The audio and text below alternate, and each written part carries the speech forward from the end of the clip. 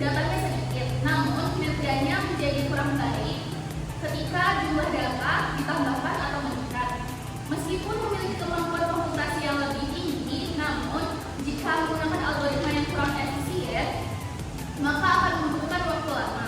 Sehingga untuk memecahkan permasalahan yang diperlukan, sebuah algoritma yang efektif dan efisien agar persoalan komputasi serta terbatasnya alokasi memori dapat diatasi.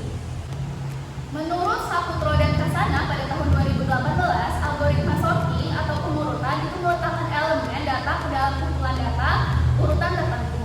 Proses pengurutan yang sebelumnya data disusun acak menjadi tersusun teratur menurut aturan tertentu.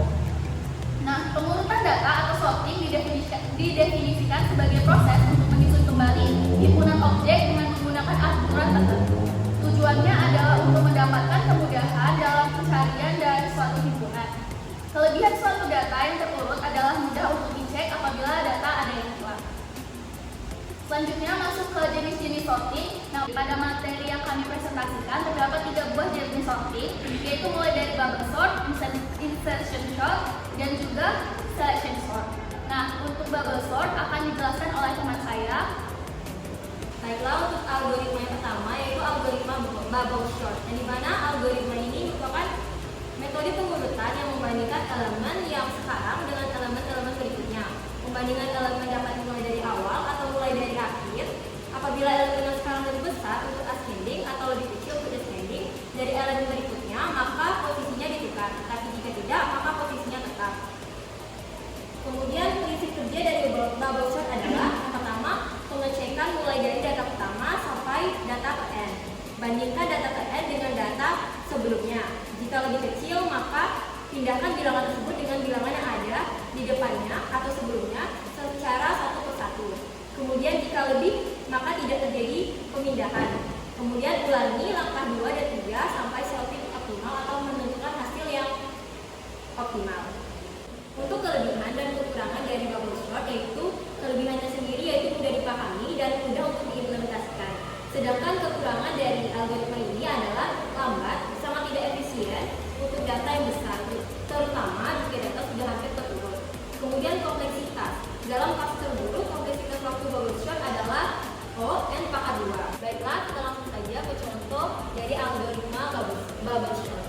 Yang pertama, yang di atas merupakan data yang belum disorting, yaitu terdapat indeks 5, 1, 12, 5, 16. Kita mulai dari iterasi pertama, yang dimana pada bagian awal kita tulis terlebih dahulu data yang belum disorting tersebut, yaitu 5, 1, 12, 5, 16. Setelah itu kita bandingkan dengan yang di sebelahnya.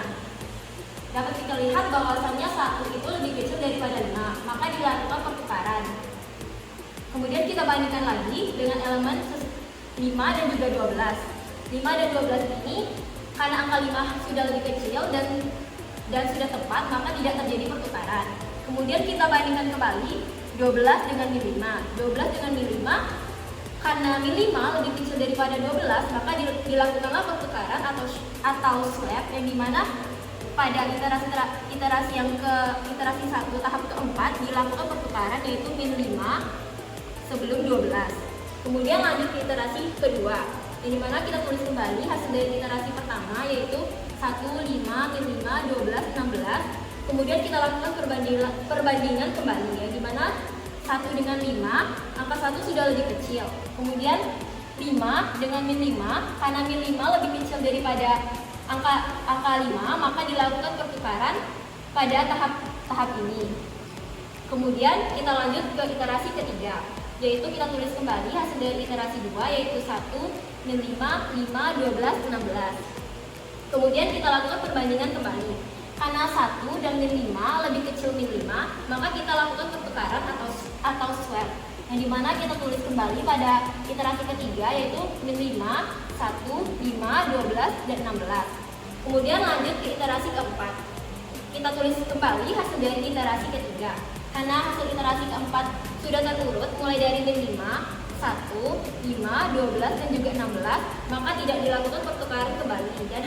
Dan pada iterasi keempat sudah ditemukan hasil yang optimal, yaitu dimulai dari yang terkecil yaitu min 5, 1, 5, 12, 16 yang dimana hasil ini merupakan hasil terurut dari algoritma bubble sort. Algoritma berikutnya yaitu insertion sort. Algoritma insertion sort adalah metode pengurutan dengan cara menyisipkan elemen data pada posisi yang tepat. Pencarian posisi yang tepat dilakukan dengan melakukan pencarian berurutan di dalam barisan elemen. Selama pencarian posisi yang tepat dilakukan pergeseran elemen.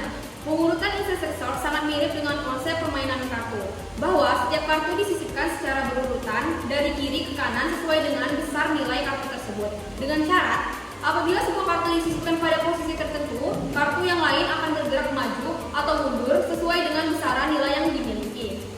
Nah, prinsip kerja dari algoritma insertion sort yaitu pertama, algoritma insertion sort pada dasarnya memilih data yang akan urutkan menjadi dua bagian, yang belum diurutkan dan yang sudah diurutkan. Lalu yang kedua, elemen pertama diambil dari bagian array yang belum diurutkan.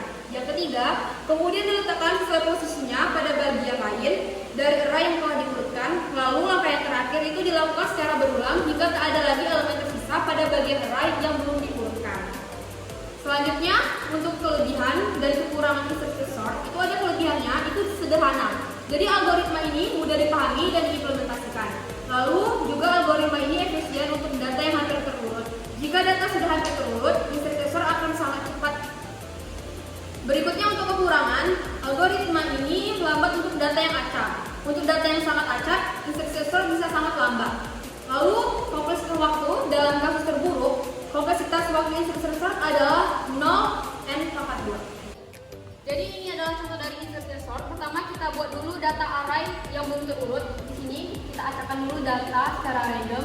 Ada 7, 3, 9, 2, 12, 10, 1, dan 5. Pertama-tama kita lihat dulu indeks pertama itu ada 7. 7 itu lebih besar daripada 3, jadi kita buat 3 di bawah sini. Lalu 7, 9, 2, 12, 10, 1, 5. Lalu kita lihat 7, 3 dan 7 ini sudah terurut. Berikutnya ada angka 9. 9 juga sudah turut, langsung aja kita turunkan ke bawah. Untuk berikutnya kita lihat angka 2.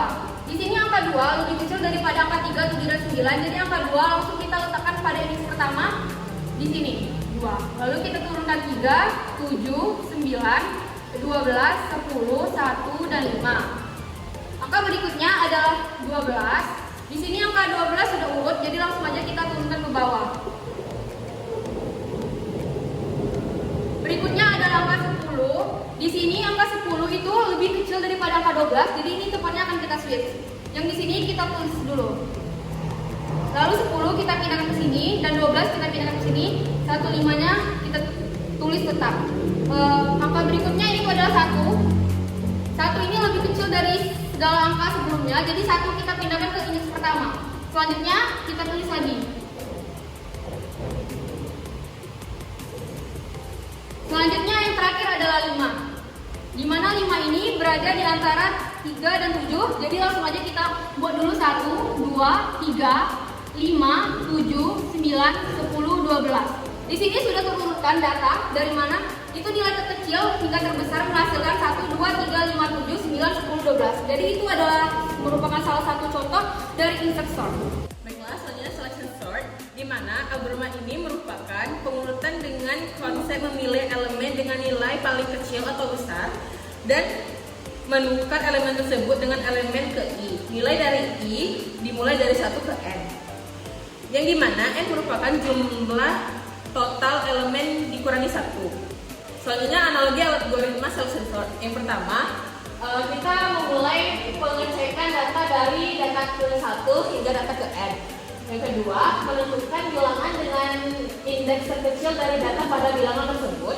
Yang ketiga, menukar bilangan indeks terkecil dengan bilangan pertama dan begitu seterusnya hingga data berhasil diurutkan semuanya. Kelebihan dan kekurangan selection sort. Kelebihannya sederhana, mudah dipahami dan mudah diimplementasikan. Kekurangannya lambat, tidak efisien untuk data yang besar karena banyak perbandingan yang dilakukan. Selanjutnya kompleksitas waktu. Dalam kasus terburuk, kompleksitas waktu selection sort adalah ON kuadrat 2. Selanjutnya kita akan mencontohkan iterasi dari selection sort.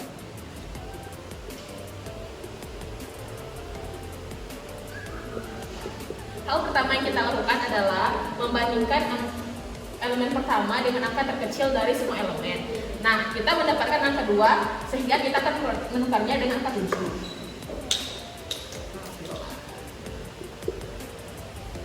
Nah, selanjutnya kita akan melihat kembali elemen kedua dan membandingkannya dengan elemen lainnya. Nah, di sini kita akan mendapatkan 4. Karena elemen 7 dibandingkan dengan elemen yang paling kecil 7, kita akan tetap tulis angka 7. Selanjutnya kita akan sama seperti sebelumnya, karena 9 lebih kecil dari 11, berarti tidak ada yang berubah. Karena 11 adalah angka terakhir dan terbesar, jadi kita akan tulis seperti itu.